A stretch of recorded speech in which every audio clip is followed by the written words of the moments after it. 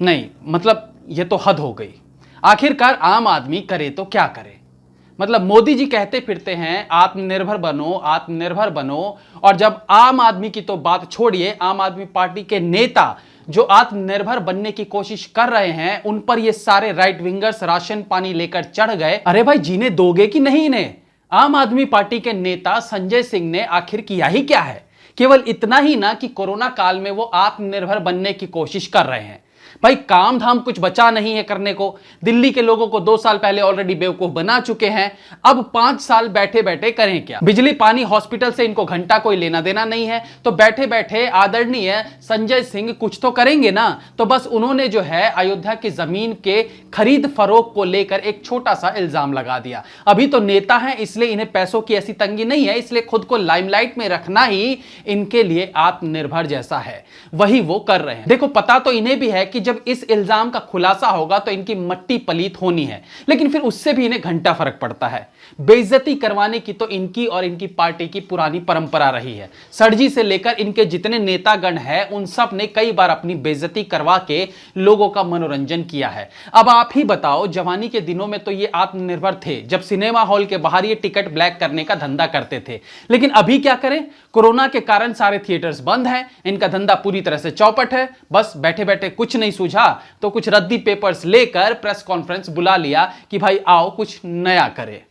तो भैया, इन्होंने अयोध्या में राम मंदिर के लिए जो जमीन खरीदी गई उसमें भ्रष्टाचार बताया और कुछ घंटों के लिए चर्चा का विषय बन गए। अब जब राम भगवान और हिंदू आस्था का सवाल हो तो चोर चोर मौसेरे भाई बन जाते हैं, और कांग्रेस जो है वो संजय सिंह के मौसेरे भाई बन जाते हैं और हां में हां मिलाने लगते हैं। अब राहुल गांधी को तो कोई सीरियस लेता नहीं, इसलिए वो छोटे मोटे ट्वीट करके उंगलबाजी करते रहते हैं। लेकिन आगे आई प्रियंका वाड्रा। अब भैया, ये महिला कहती है कि राम मंदिर के लिए मिले चंदे का दुरुपयोग करोड़ों लोगों का अपमान और अधर्म है। करोड़ों लोगों ने आस्था और भक्ति के चलते भगवान के चरणों में चढ़ावा चढ़ाया। Look who's talking। हाँ जी, मेरे मन में भी यही आ रहा था कि देखो तो सही ये बात बोल कौन रही है, जिसके खानदान ने राम मंदिर बनने में सबसे ज्यादा रोड़े अटकाए, जिन्होंने कभी हिंदू धर्म में आस्था नहीं रखी। राम मंदिर के लिए 2 रुपए चंदा देना तो दूर की बात, राम के होने पर भी सवाल उठाए, वो आकर यहां ज्ञान पेल रही हैं। अब इस पूरी कहानी पर प्रकाश डाल लेते हैं और बहुत कम शब्दों में आखिर मामला क्या है ये आपको बताते हैं। कई बार क्या होता है कि जमीन खरीदने में खरीदने वाली पार्टी जो है वो बयाना देकर ये एक एग्रीमेंट कर लेते हैं कि अब ये जमीन वो ही खरीदेंगे, बाकी की पेमेंट रजिस्ट्री के टाइम पर कर दी जाएगी। अब यहां मामला ये था कि 2011 में सुल्तान अंसारी ने ये जमीन 2 करोड़ रुपए के एग्रीमेंट पर ली थी। अब इस जमीन को ट्रस्ट को बेचने से पहले पुरानी कीमत चुकाकर अपने नाम बैनामा करवाया। उसके बाद 18.5 करोड़ में इस जमीन को राम मंदिर ट्रस्ट को बेच दिया। मतलब 2 करोड़ की जमीन 10 मिनट में 18.5 करोड़ में नहीं बिकी थी, बल्कि 10 साल में हुई है। और ध्यान रहे, कोर्ट के ऑर्डर के बाद अयोध्या में जमीन के रेट पहले से ही आसमान को छूने लगे थे। अब सुल्तान अंसारी खुद इस बात का पूरा खुलासा कर चुके हैं कि इस जमीन के खरीद फरोख्त में कोई भ्रष्टाचार लिप्त नहीं है। हमने और रवि मोहन ने मिलकर राम जन्मभूमि ट्रस्ट को बैनामा किया था। जो उनका ये आरोप है कि जमीन जो है 10 मिनट पहले हमने उसको बैनामा लिया और 10 मिनट के बाद तुरंत जो है 18.5 करोड़ में बेच दिया, तो ये गलत आरोप है। क्योंकि ये जितना ये मामला जो है ये खाली 10 मिनट का ही नहीं है कि 10 मिनट पहले हमने 2 में लिया और 18.5 में 10 मिनट बाद बेच दिया। ये जमीन हमारी सन 2011 से रजिस्टर्ड एग्रीमेंट है। 2011 में एग्रीमेंट हुआ। एग्रीमेंट जब समाप्त हुआ तो हमने 2014 में रिन्यूअल कराया, फिर उसको हमने 2019 में रिन्यूअल कराया। ठीक है, तो हमारा आज से 11 साल पहले हमने वो जमीन अगर 2 करोड़ 1.5 करोड़ रुपए में खरीदा है जिस रेट में, तो आज हमने इसको 18.5 करोड़ में अगर बेचा है ट्रस्ट को, तो क्या गलत है उसमें? ट्रस्ट की तरफ से सभी लोग आए, ट्रस्ट के जो सदस्य थे आए, डीएम साहब आए, एडीएम साहब आए, बाकी ट्रस्ट के लोग रामचंपत राय जी आए। सबसे हमारी कई चक्र में वार्ता चली है। अगर आज के सर्किल रेट के हिसाब से अगर देखा जाए तो उसकी जो मालियत बनेगी लगभग 24 करोड़ रुपया बनेगी।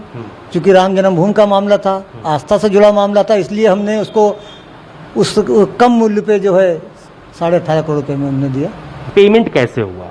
पेमेंट सब आरटीजीएस हुआ है। 8.5 करोड़ मेरे अकाउंट में और 8.5 करोड़ रवि मोहन के अकाउंट में ये ट्रांसफर हुआ, आरटीजीएस हुआ है। सारा एक नंबर का पैसा है और 1.5 करोड़ रुपया बकाया है। चूंकि अभी एग्रीमेंट है, जब बैनामा होगा तो 1.5 करोड़ मिलेगा वो। संजय सिंह के अलावा इस ट्रस्ट पर घोटाले का आरोप लगाने वालों में से एक है समाजवादी पार्टी के वरिष्ठ नेता और पूर्व मंत्री तेज नारायण सुल्तान अंसारी, जिन्होंने जमीन बेची है। वो खुद समाजवादी पार्टी के नेता है और उनके अखिलेश यादव के साथ बहुत करीबी संबंध भी है। दोनों की साथ में पिक्चर्स भी देखी जा सकती है। सुल्तान अंसारी और भ्रष्टाचार का आरोप लगाने वाले तेज नारायण के बीच भी अच्छे संबंध है।